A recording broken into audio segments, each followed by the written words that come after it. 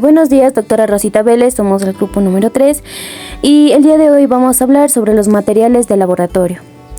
Pues bien, dentro de la clasificación de los materiales se encuentra la placa Petri. ¿Qué es la placa Petri? También conocida como caja de cultivo, es un recipiente de vidrio o plástico en forma de disco, poco profundo, con una tapa que lo cubre. Se utiliza para estudiar microorganismos como bacterias y virus. De igual manera, apoya el crecimiento de microorganismos. Las pinzas.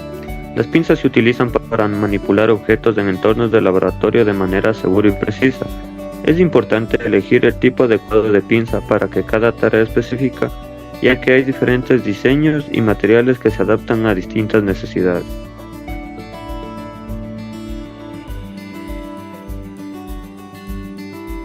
Tenemos la pipeta volumétrica.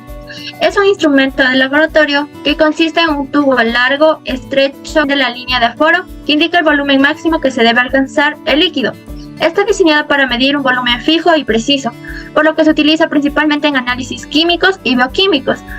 Para utilizar la pipeta se introduce primero el líquido en el tubo hasta la marca y se deja escurrir para asegurarse de que se haya medido exactamente el volumen solicitado.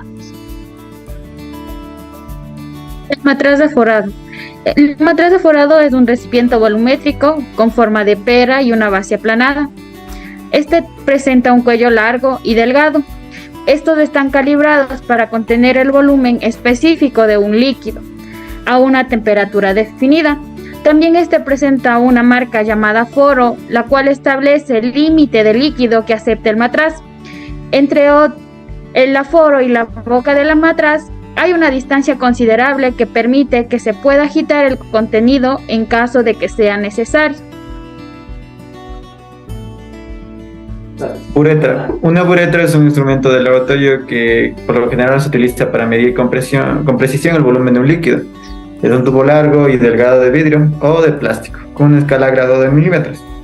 La bureta tiene una llave de paso en la parte inferior que permite controlar el flujo de líquido. El uso de las buretas se suelen dar en variedad de aplicaciones de laboratorio, como en valoraciones, análisis cuantitativo y preparación de soluciones. Existen dos tipos de buretas, o dos principales, que es la bureta de Bohr y la bureta de Heiser.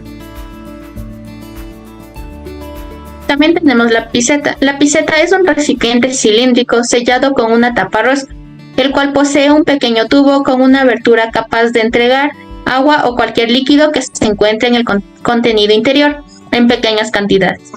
Normalmente está hecho de plástico y su función principal en el laboratorio es el lavado de recipientes y materiales de vidrio. También se denomina frasco de lavado o matraz de lavado. Se utiliza agua destilada para eliminar productos o reactivos impregnados en los materiales. Se utiliza para enjuagar el material del laboratorio, ya sea para disolver o para lavar. En casos específicos, se utilizan con una boquilla especial para recoger una muestra líquida y mantener el contenido de la muestra sin contacto con otros componentes externos. Este frasco lavador de polietileno tiene la capacidad de 250, 500 y 1000 mililitros.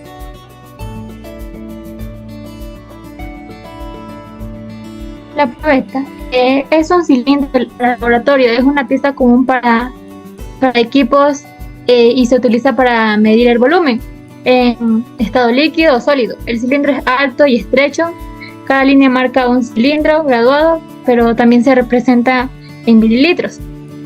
Hay tipos de probeta, la probeta A y B. La A se utiliza para laboratorios profesionales, para controlar la calidad, ensayos y pruebas, y la B, que se utiliza frecuentemente en escuelas, universidades y academias. Las gradillas. Las gradillas son dispositivos de laboratorio que utilizamos para sostener tubos de ensayo, aunque también podemos usarlos para sostener recipientes como matraces de fondo plano.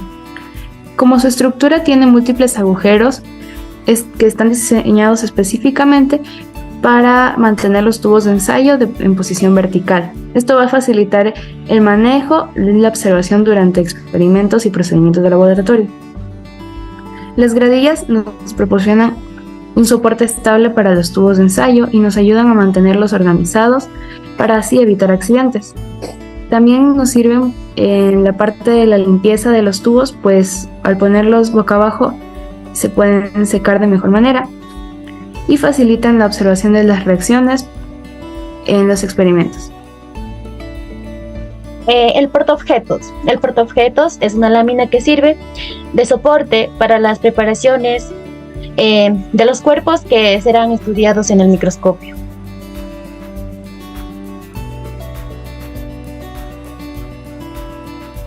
Clasificación de los materiales de laboratorio. Vamos a hablar sobre lo que son los materiales volumétricos.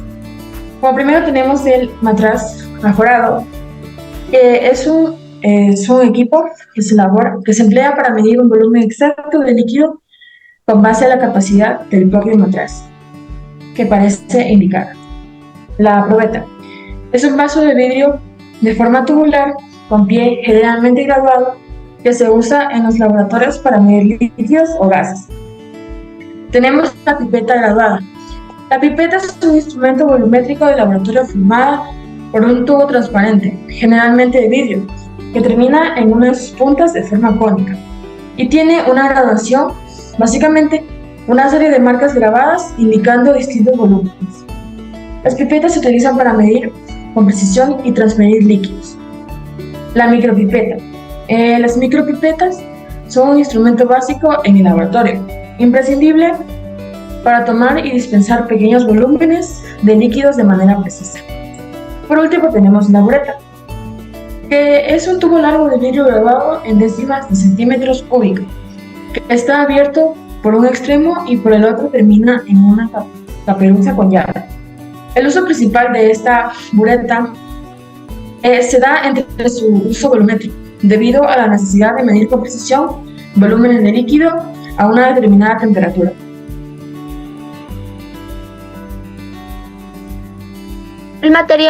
Materiales no volumétricos son aquellos que no tienen una forma definida o un volumen específico. Son materiales que se presentan en forma de polvo, partículas, fibras, láminas delgadas.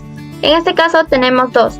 Matraz Erlenmeyer. El matraz es un tipo de recipiente de vidrio utilizado en el laboratorio. Tiene una forma cónica con cuello estrecho y una abertura amplia en la parte superior. Este tipo de matraz se utiliza principalmente para realizar mezclas, disoluciones y reacciones químicas. También tenemos el vaso de precipitado. Es otro tipo de recipiente de vidrio que se utiliza en el laboratorio. Tiene una forma cilíndrica con una base plana y una abertura amplia en la parte superior. Se utiliza principalmente para contener líquidos, realizar mezclas y calentar sustancias. Los materiales de uso específico. Los materiales de uso específico son los instrumentos diseñados, como su nombre ya lo indica, para realizar tareas muy específicas. Entre estos tenemos el embudo cónico, que es un recipiente de forma de cono con un vástago largo. Se utiliza principalmente para la filtración de líquidos, en la transferencia de líquidos o de un recipiente a otro. También tenemos el vidrio de reloj. Se llama así por su nombre y por su parecido con el vidrio de los antiguos relojes de bolsillo.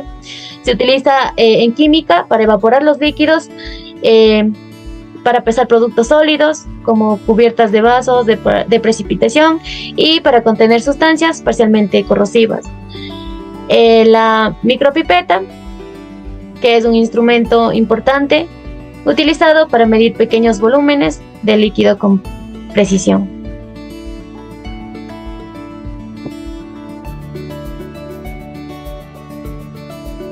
Clasificación de los desechos.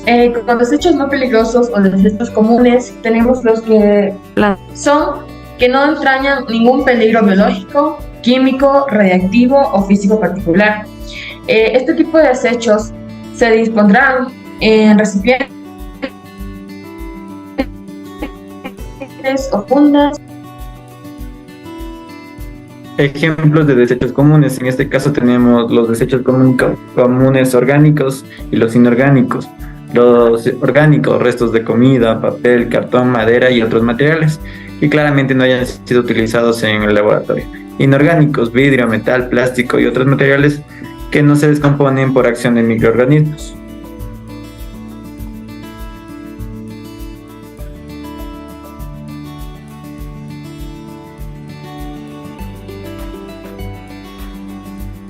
Los desechos infecciosos son materiales que contienen agentes patógenos o microorganismos, como son las bacterias, los virus, los hongos y protozoos, entre otros, que pueden causar enfermedades en los seres humanos o en el medio ambiente.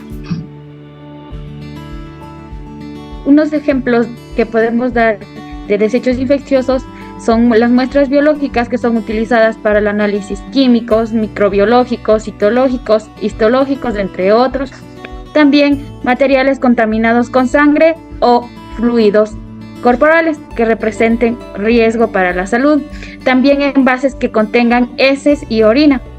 También en un hospital podemos desechar los equipos de protección personal descartables utilizados en atención, como los delantales, batas, mandiles, gorros, guantes, mascarillas, cubrezapatos, entre otros.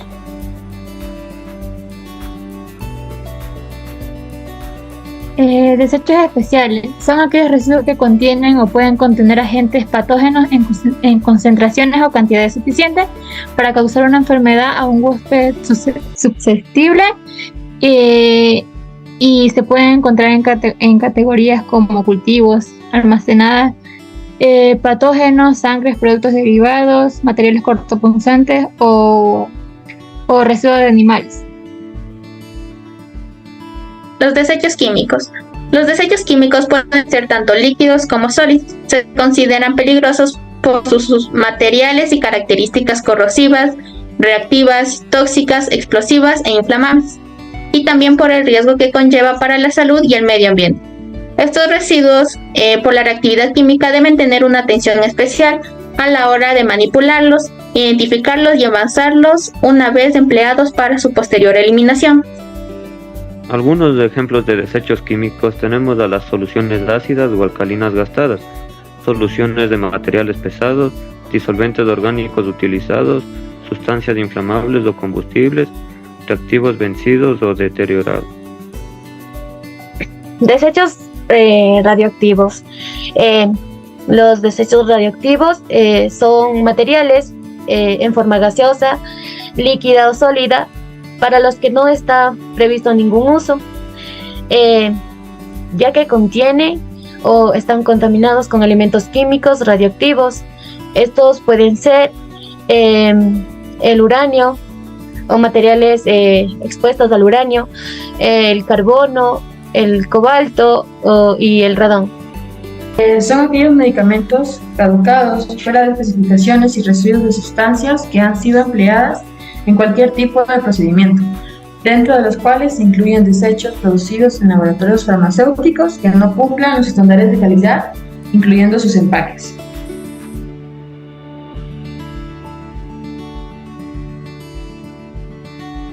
Los desechos cortopunzantes también son conocidos como residuos cortantes o desechos punzantes. Son objetos o instrumentos médicos usados en laboratorio que tienen bordes afilados o puntiagudos. Estos pueden causar lesiones e infecciones si están contaminados con fluidos corporales. Si no se manejan de manera segura, estos desechos pueden llegar a afectar a una persona transmitiendo enfermedades. Debido a su naturaleza potencialmente peligrosa, es importante que se manejen y se desechen adecuadamente, siempre siguiendo los protocolos de bioseguridad. Se utiliza una caja especial para ellos, que tiene que ser de un material plástico grueso y siempre tiene que estar etiquetada como material cortopunzante. Y no se tienen que llenar más allá de la capacidad que está marcada.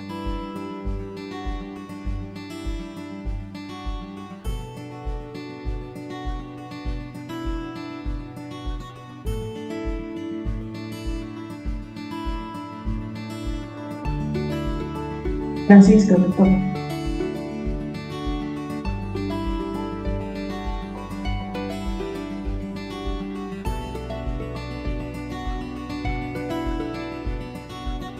El lavado de manos correcto es una de las medidas de higiene más importantes para prevenir la prolongación de enfermedades.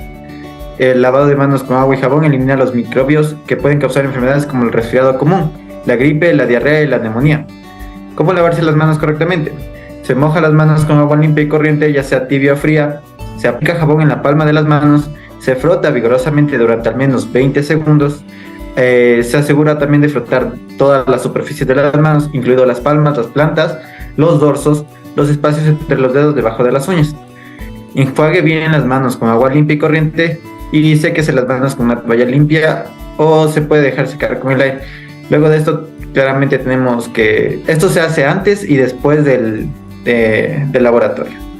Antes para colocarnos los guantes y después para prevenir cualquier tipo de enfermedad o microorganismo que se haya podido quedar en las manos. Tenemos los equipos de laboratorio. En este caso tenemos como primero el baño María.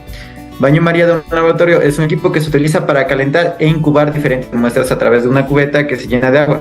La temperatura se puede controlar de forma digital o analógica. Los usos que se puede dar a este sería calentar muestras líquidas o sólidas a una temperatura constante, incubar cultivos celulares o microorganismos, esterilizar instrumentos médicos, fundir materiales, cocer a fuego lento alimentos. Tipos: existe el baño María analógico. Estos baños tienen un regulador de temperatura analógico que se utiliza para establecer la temperatura deseada, o los baños María digitales. Estos baños tienen un controlador de temperatura digital que permite establecer la temperatura deseada con mayor precisión. ¿Cómo utilizar un baño María? Se llena la cubeta con agua hasta el nivel deseado, se colocan los recipientes con las muestras en la cubeta y se enciende el baño María y se ajusta la temperatura deseada. Se deja que las muestras se calienten o se incuben durante el tiempo deseado. Y es generalmente 37 grados, es la temperatura corporal humana que se entiende. Las precauciones: no se debe llenar a un nivel muy alto, no se colocan los recipientes con muestras que puedan derramarse dentro, no se coloca tampoco recipientes con muestras inflamables en el baño María y no se deja encendido sin supervisión.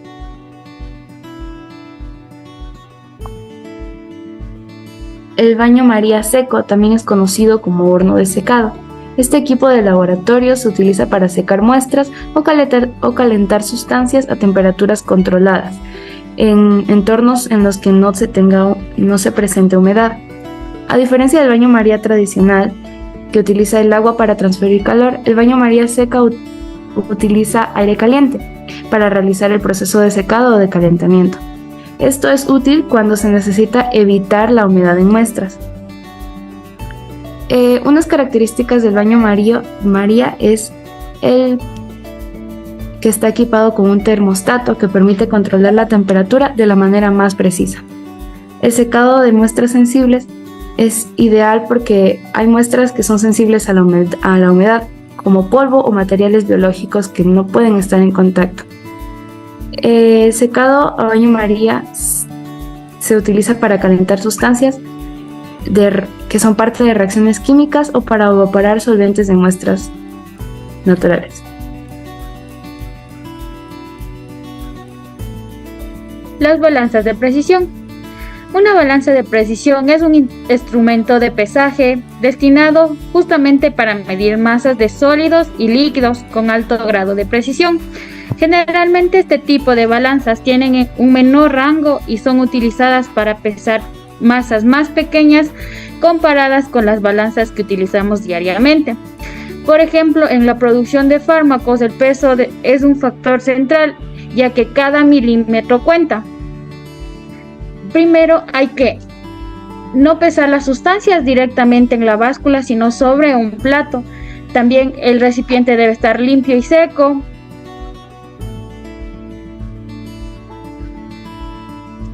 Tenemos la centrífuga.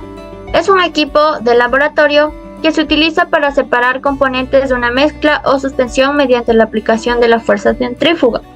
El funcionamiento de la centrífuga se basa en el principio de que los componentes de una mezcla tienen diferentes densidades y por lo tanto se separan cuando se someten a la fuerza centrífuga. Aplicaciones comunes son la separación de componentes celulares, purificación de muestras, análisis de sangre, preparación de muestras.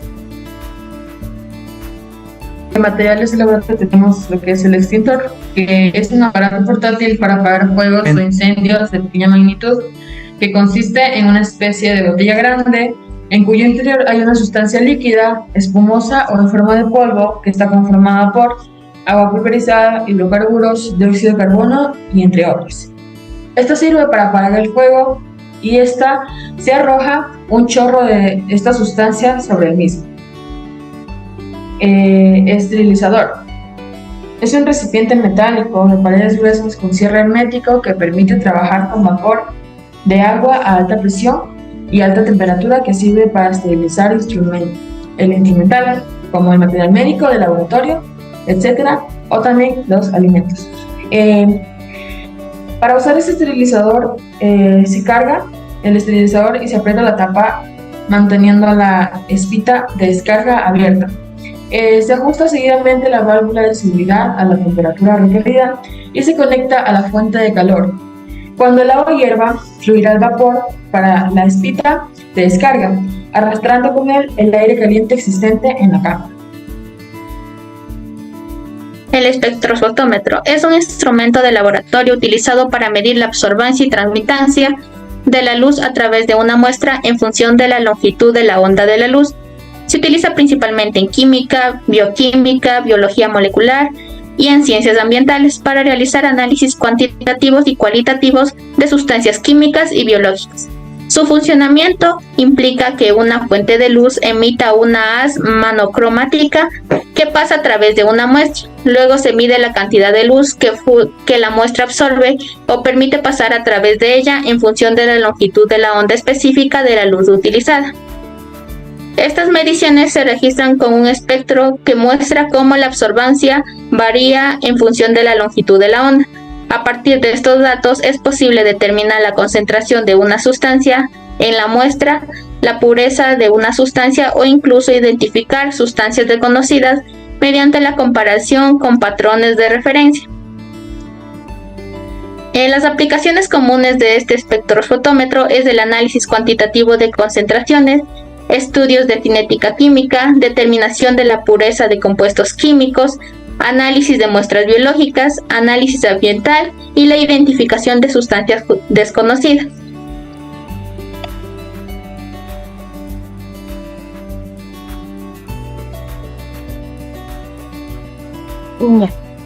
El vórtex. El vórtex o agitador es utilizado para las mezclas de sustancias contenidas de tubos de ensayo o tubos de tipo Pendeford. Gracias a su movimiento vibratorio se puede utilizar con funcionamientos en modo continuo o discontinuo, presionando el soporte con el tubo. Bueno, ahora vamos a hablar de la incubadora. La incubadora de laboratorio es un dispositivo que utilizamos para cultivar y mantener cultivos microbiológicos, cultivos celulares, y la incubadora mantiene a una temperatura húmeda y óptica, garantizando también otras condiciones tales como el dióxido de carbono y contenido de oxígeno que presenta en la incubadora. La incubadora de laboratorio son esenciales para grandes cantidades de trabajo que se engloban la biología molecular, celular y microbiología.